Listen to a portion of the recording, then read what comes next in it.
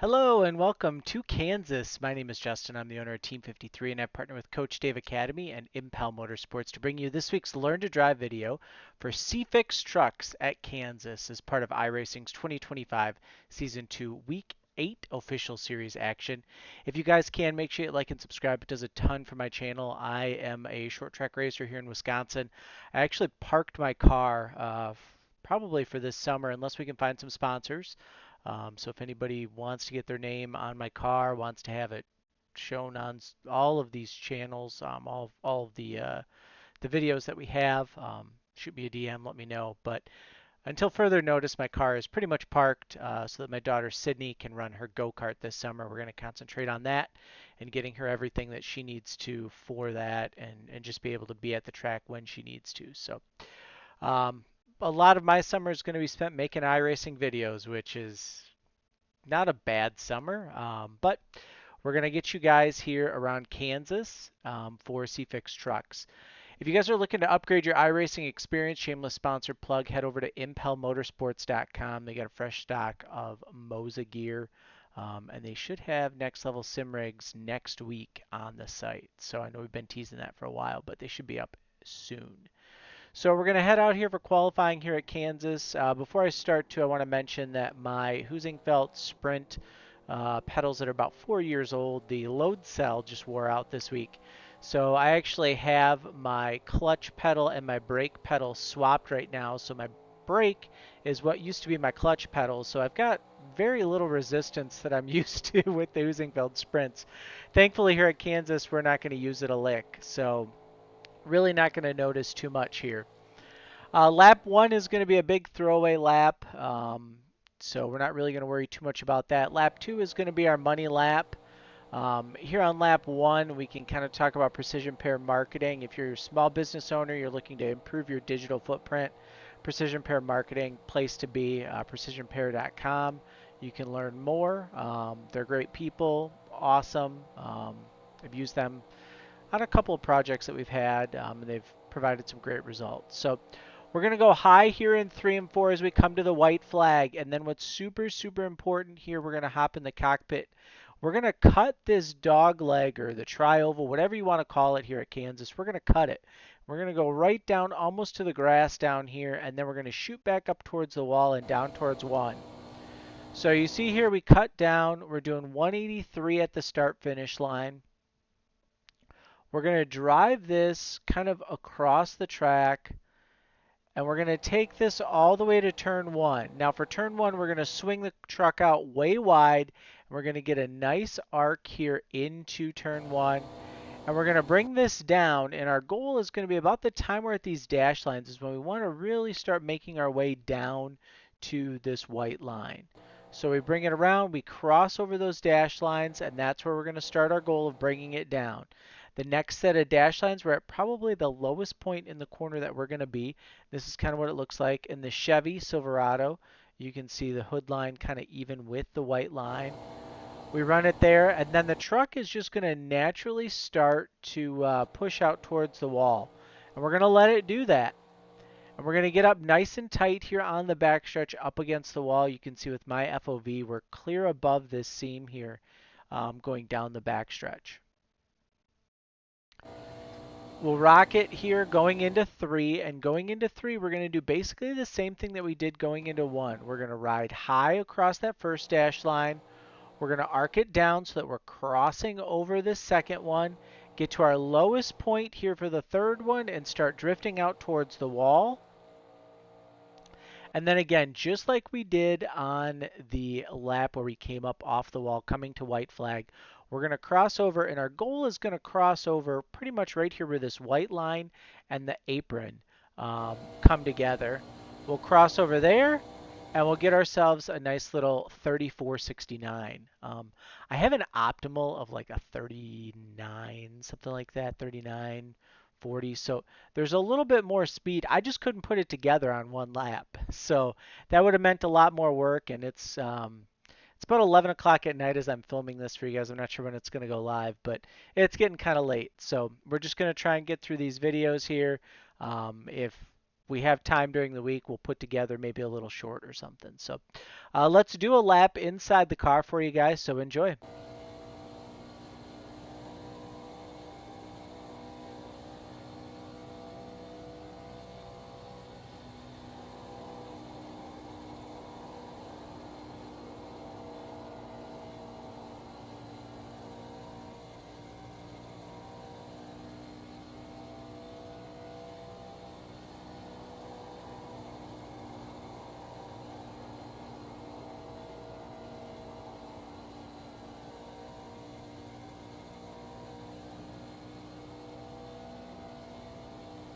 So there you have it, the lap inside the truck using the fixed setup. You'll notice too, I didn't talk about brakes at all because we're not using them, and we just went flat out all the way around here. The other thing is we'll go into the garage here and you'll see a 10 to 1, a +4, and a 60-degree front brake bias. The brake bias you're really never going to touch. What you would do in theory is you'd want to set the brake bias so that when you come off the corner, if you needed to pit under green, the truck is able to brake, very nice and stable and get you into pit lane and into your pit stall without kicking the rear out or wheel hopping into the pit stall or any of that kind of stuff. So that's really what you would practice setting your brake bias at and just seeing where you want that to be. But I just dropped it down to 60. I figure that's probably pretty close to where I want it, just kind of based off past principles with the truck.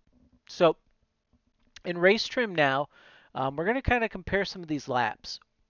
So this first set of numbers that you see here, where we ran a 53, a 510, a 611, a 678, this is me running the bottom. And then me kind of catching the wall here a little bit. So this is all bottom feeding. And then this one down here, which is really interesting, is running the top completely. And what we kind of see here is that after about 1, 2, 3, 4, 5, 1, 2, 3, 4, 5 laps is really when 5, 6 laps is when the top and the bottom side kind of evens out. So I think what it's going to be really, really important for you guys to do is to run probably your first 3, 4 laps after a caution or at the initial start. You probably want to be down on the bottom. And bottom feed is going to look just like it did in qualifying, where we're just going to go full tilt and we're going to get down to the bottom and just ride down around the bottom, just like I'm showing you now. And then what you're going to want to do after a few laps is you're going to want to migrate up the track and eventually get to your top lane. And you're just going to ride this top seam, and I'll show you guys this here in a second as soon as we finish this lap of bottom feeding. But we'll take it to the top, and let's just do like a 940, right? So it's a few laps in. We're going to go up here, and we're going to just ride the rim. So as you can see, what I'm doing is I'm using this seam here at Kansas. That seam, if you can hook it, the left side's below it, it's going to help you rotate through the corner. So I've got my left sides below it. I bring myself up here in center, cut back down on exit. I just kind of use that seam. And that seam can be a really, really good tool for you, especially if you're on a single monitor or if you're a little bit less experienced with riding the walls. I come primarily from an iRacing C-Fixed background of 2013 to 2016 when we all ran the bottom, pretty much everywhere. And then when I came back to iRacing in 2020, it was all short tracks. So I haven't really ever gotten accustomed to running, inches off the wall like some of you young guys have, or some of you guys, that have been eNASCAR for a little bit longer. But you can definitely make some time just by hooking this seam all the way around. So we hook that seam through 1 and 2. We go down the back stretch, and then I'm going to run it up a little bit higher here, and then arc it back down below that seam. So there you can kind of see both ways of running the top side. And again, we're going to do this here in 1 and 2. We're going to try grabbing that seam with the left front, just running up there high, and then we'll come down here in 3 and 4. And this time, if I remember right, I run a little bit lower on entry because I didn't really like the way it pushed out. So you can see there just a little bit lower, that second set of dash lines, we start crossing down below it. and we just ride that. And it's all about carrying momentum.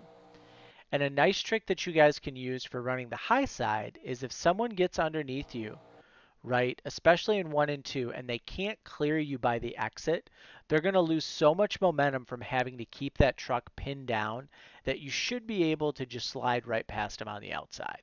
And this is a trick that I've seen used here at Kansas before. I've used it before to just really kind of keep yourself going. And it should be a pretty fun week of racing. Kansas usually produces some of the better racing on the circuit. As the run goes on, you'll have to lift a little bit just to keep kind of the truck underneath you, and it really, really makes it fun. If you're in a pack, you're going to have to lift a little on entry. The big thing is, just like we talked about at Texas, keep that left front clear to keep the aero available on the truck and ready for it. And as long as you can keep that left front clear, you should have a pretty good race. So let us know how you guys did. Join our Discord. If you want to, you can also sign up for our Team 53 Short Track Pass. It includes CFIX telemetry and ARCA telemetry. No extra charge in that. And you also have access to kind of my setup that I'm using. And by setup, I mean my steering offset and brake bias. But then also what I did this week was to kind of compare bottom and top side. I actually went ahead and I did, I was just trying to save this here a little bit, but it's not going to save. I'll just bring this down. So what I did was I went ahead and I saved in my tires. So what you'll see is, and this is just a little backside here for Team 53 Discord members. You can see people that are online, but also shows tires 10 laps on the bottom and then tires 10 laps on the top. And you can see how much cooler that right front was by riding the top side and how much cooler that right rear was on the top side there as well. So should be a nice little trick for you guys. Super helpful for some of these people, especially some of you new guys this week. If you guys have any questions, feel free, join the Team 53 Discord. Let me know how things go this week, and we will see you in the next video.